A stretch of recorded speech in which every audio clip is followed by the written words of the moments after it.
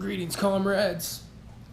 All right. Well, we're gonna see if we can just use rug as a centerpiece for this one. Hopefully it's short. Hopefully all of my videos are short. I wanted to kind of break the momentum with this no-fap video streak that I've had going. And I wanted to talk a little bit about toxic people. One of my favorite videos on toxic people was the one made by Sam Hyde. I'll try to look it up and put a link in the description, but I think if you just type Sam Hyde toxic people, you'll probably find the video I'm referring to. And it just resonated so well with me, man. He was talking about, don't leave a big dramatic message in their inbox. Don't text them something. Don't be like, dude, you've always been a sore in my life. You've always been a piece of shit. Fuck you. You're a bad friend. You always try to suck up to me when we're alone, and then when we're in a crowd, you throw me under the bus. Because all they're going to do is they're going to screenshot you, and they're going to try to make you look bad, or they're going to try to deflect, or they're going to do some sort of a toxic thing as a result of that. So that's already all been covered. This isn't really about how to deal with toxic people. This is just trying to understand why they are the way they are. Let's get the camera a little bit closer. Just making sure my voice is nice and loud for you guys. So we're trying to get into their mind. Why are toxic people the way they are? Well, I think humanity can be put on a spectrum where on the far left you have empaths, and then all the way to the right you have psychopaths. Empaths are nicer. They care about people. They don't like hurting people. Often they miss out on life. And then psychopaths don't care about people. They only care about themselves. They tend to enjoy manipulating people. You know what my favorite definition of psychopath was that I think I kind of created? When you believe what they say, they lose respect for you. I am just so fucking happy with that. It just feels good, man. It just kind of feels like I'm sticking it to the psychopaths I've met by saying that. And, yeah, it's so bizarre. It could be in the form of some cracked out homeless guy who is just trying to take advantage of you for some money, or they be like, hey man, look over there, and then he grabs something you have. One time I was walking down the street here going to the bank, and I was in a seedy part of the city, and some guy was saying to me, hey man, you got the time?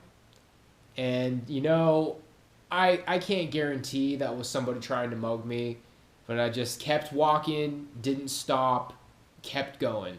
Just a lot of times those people are trying to get you to stop so they can mug you.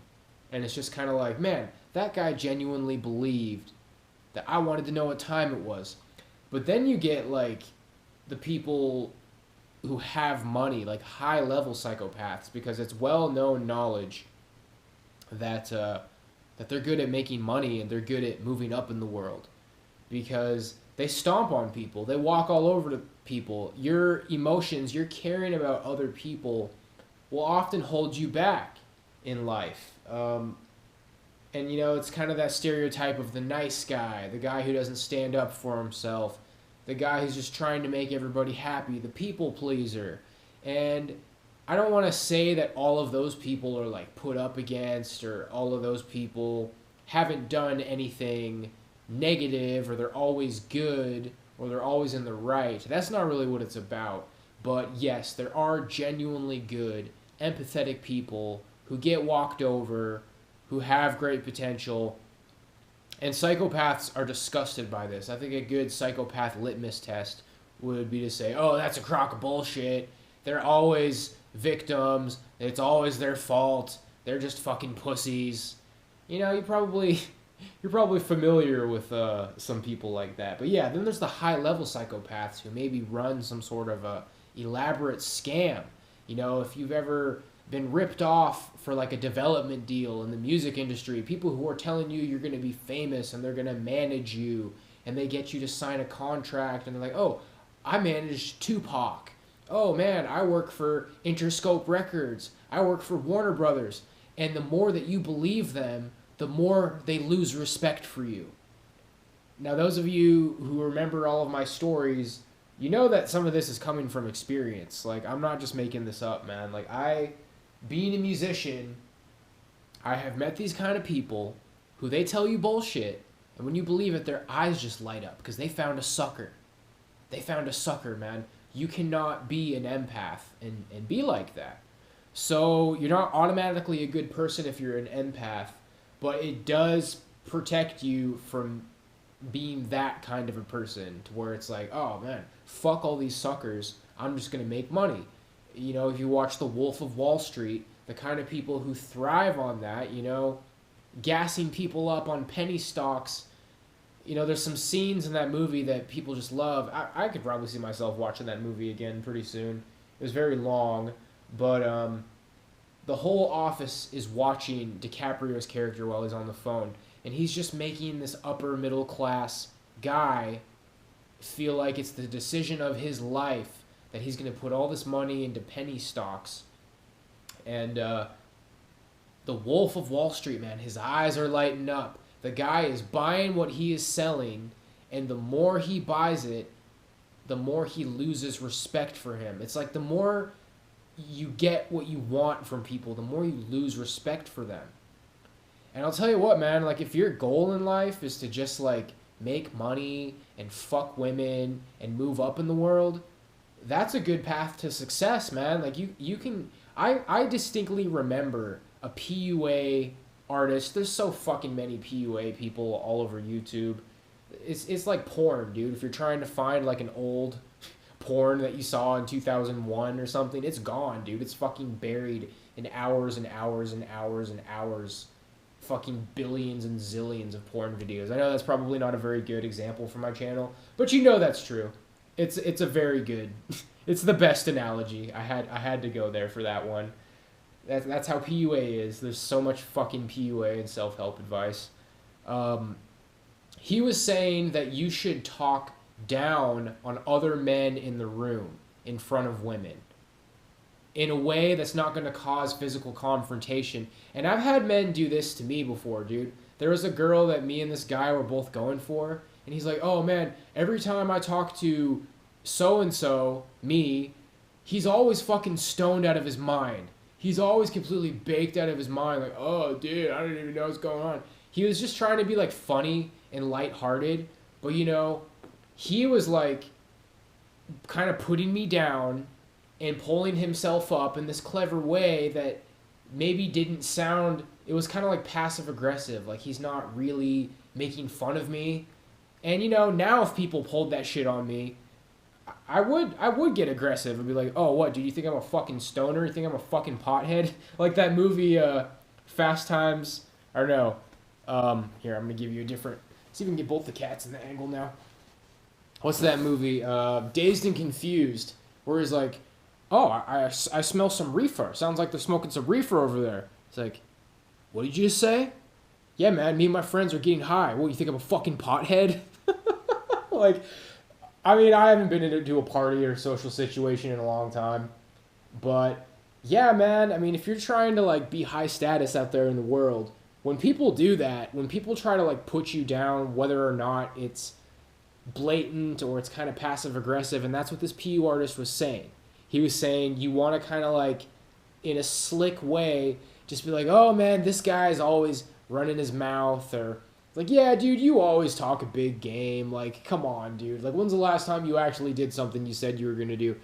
Like, something like that makes a woman laugh, that's a PUA trick. And all it is just being a fucking dirty slime ball. It's just being a dirty slime ball. And yeah, if anybody ever did something like that with me, I would probably either try to throw it back at them. Like, you have to do something, dude. Because if you're just like dumb blue-pilled cuck, you're like, oh, yeah, I always am stoned out of my mind. Or, yeah, I never really do what I say I'm going to do. You're right, dude. the woman is going to lose respect for you and gain respect for him. Social value. So, yeah, the whole point of that is like a lot of PUA advice is just teaching you how to like be more like a psychopath, because that's a really good way to be successful, man. And I have to keep reiterating, there's a lot of people who play this victim mentality who are far left on that, more toward the empath side of the spectrum. And they're just like, oh, I'm so nice and I always fail because I'm good to people. And the only reason I don't have money is because I'm nice. And, I deserve more than I have. And it's just because I'm not an asshole and I'm not evil. That's just like the nice guy mentality 101. All right, well, there goes both the cats. Oh, shit, now we're looking in the mirror. I don't know if you can see me in the mirror. I might have to edit that out, comrades, but whatever. I guess it doesn't matter. So yeah, why are psychopaths the way they are? What creates the inner machinations of a psychopath's mind? A lot of it is suffering, man. Because empaths and psychopaths both suffer and they both cope. They just do it in different ways. It's like this revenge mentality.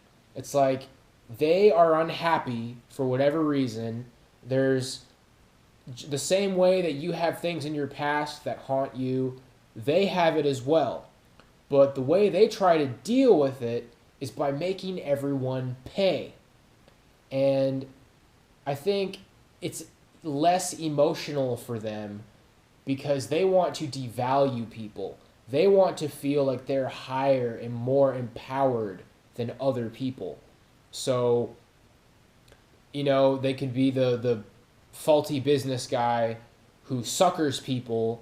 And again, like you're trying to get somebody to believe you. And the more that you can tell that they're eating up what you're saying, basically, the more you can tell they are believing that what you are saying is true, the more you lose respect for them. And then the better you feel about yourself.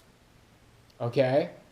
Or if you're not a manipulator like that, then you're just the kind of guy who just bullies people, man. You're just a bully. Like you spend all of your time trying to belittle people and trying to go off on people. If you're an especially intelligent character and you have a YouTube channel, then you'd make video after video after video after video berating people. Like you could pick a particular group of people who are in a low place in life, like NEETs, and you can just make hours and hours and hours of video doing everything that you can to put them down. Because it makes you feel better about yourself. It makes you feel like you're higher up, and you're doing that because you're not happy, because you're not in a good place. You have that constant ache and that constant pain, and you're trying to make it go away by being negative, by putting other people down. It's exactly like what your fucking mom says, dude. When you get bullied at school, they're like, oh, the bully probably hates himself or he's suffering and this is how he deals with it. That's how they deal with their suffering, man. And this is kind of a weird analogy. This is what I'm going to wrap it up with. People have asked me about like torture before, or I don't know if people asked me this. I don't know how the fuck we got on this subject when this came up in my live streams. But I am not the kind of guy who ever wants to see anybody tortured or whoever wants to torture anybody, to make anybody suffer. Like when I hear people talking about like, oh, these people are going to go in the Iron Maiden or these people are going to go to the torture chamber. It's just fucking bizarre to me. I believe in the death penalty.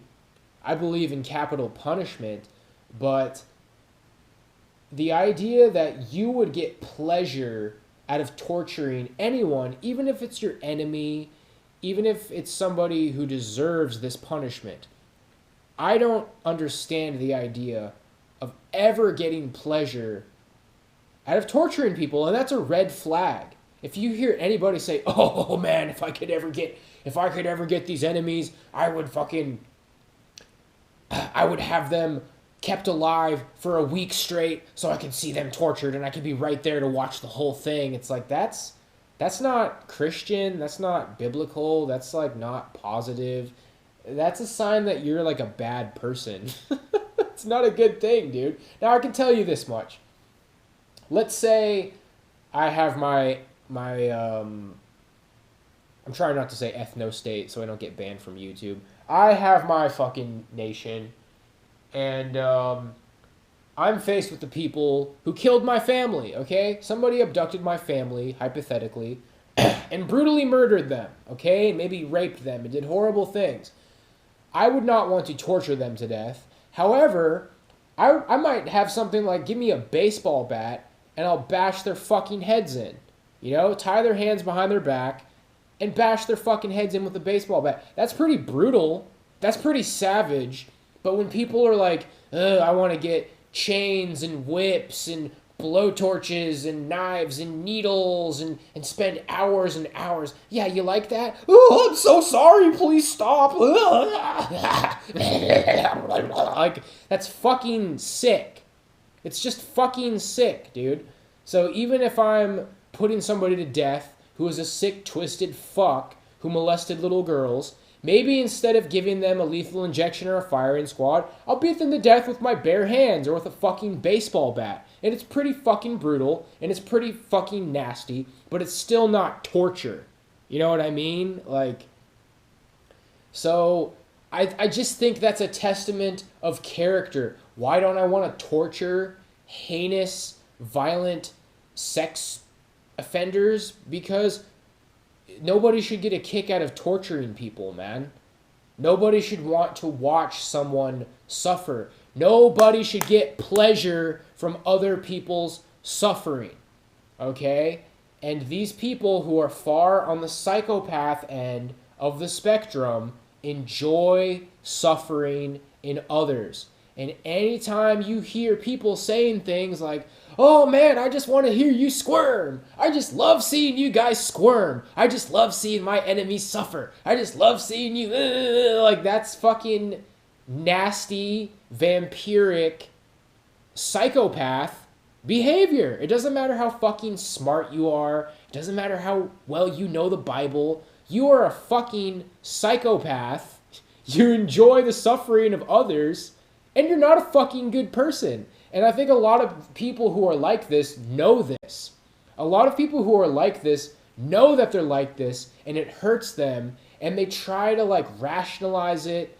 They try to, like, argue it away. There's just no... You can't make up for the fact that you enjoy suffering in others, that you enjoy hurting people, and you enjoy putting people down. There's no getting around it, dude. So, am I perfect? You know, have I never been like that? No, honestly, when I was growing up, man, I have a lot of memories of me kind of being fucked up to other people. And I just kind of see it as a cycle, man, because I was really fucking small, and I got bullied. And then it got to a point where, you know, I got a little bit tougher and started getting in shape. So I started fucking picking on people who were weaker than me. I started picking on people who were weaker than me, and I was still getting bullied by people who honestly were like the toughest people in my hometown, dude.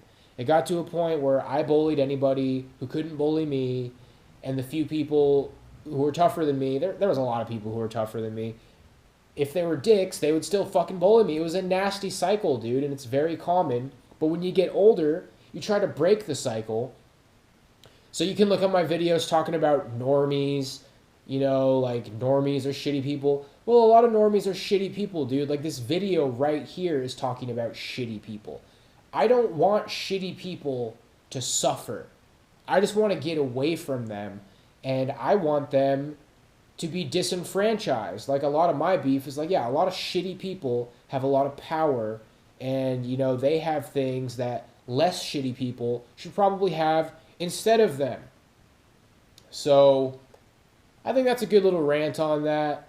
Yeah, you probably have a good idea to maybe some of the people I'm kind of referring to, but it's fucking true, man, and it's important. And it's just like people who want other people to suffer, people who enjoy other people's suffering.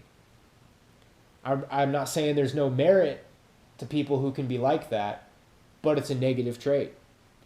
It's a negative trait, and You can write as many fucking books and essays and articles with big fancy citations trying to rationalize that, but it doesn't change the fact that on some level you're just kind of a nasty, negative, vampiric person.